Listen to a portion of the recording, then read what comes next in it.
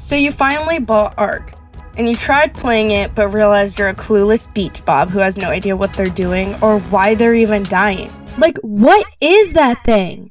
You're not alone. I'm Lauren, and I'm here to simplify those confusing things that beach bobs struggle with. Right now, I'm going to be explaining those vital settings that you probably forgot to mess with.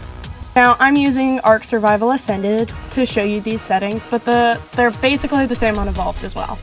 Now, ARK is a completely moldable game, and I can't tell you exactly what to put your settings to, but I can point you in the right direction.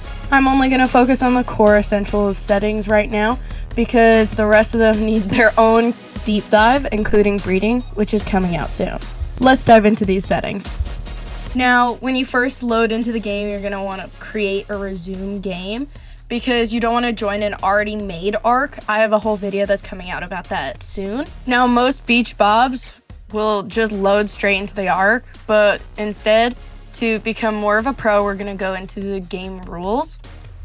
Straight into there, we're going to press world and go to the XP multiplier. This is how quickly you and your creatures will level up, which is vital. I would recommend changing this to something that is higher, mainly because the game will go a whole lot slower if you do not. The taming speed multiplier will be how quickly your creatures will tame. I recommend increasing this as well just because it makes the game go quicker. I also recommend allowing speed leveling, but this is completely optional. I also recommend allowing flyer speed leveling.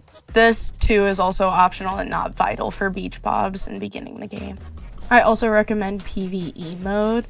Cave building is also an option that you could choose. I personally do not do this, but if building in a cave seems interesting to you, then I recommend it. Flyer carry is something that I do recommend though, so you could carry your dinos around. Allow cave flyers. This is not required, but I personally use this just because it makes my life easier. The next setting that we're going to press on is daytime and nighttime speed. This is in the world tab.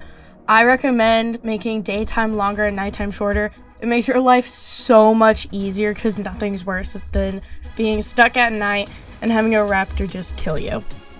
Now in the middle section, there's harvest health. This is extremely important to get the full use out of your resources. Then resource respawn interval is so important. It makes all of your resources respawn quicker, which can take an absolute lifetime sometimes while you're on the grind.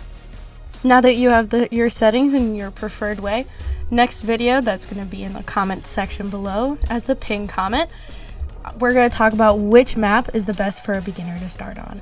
See you guys there.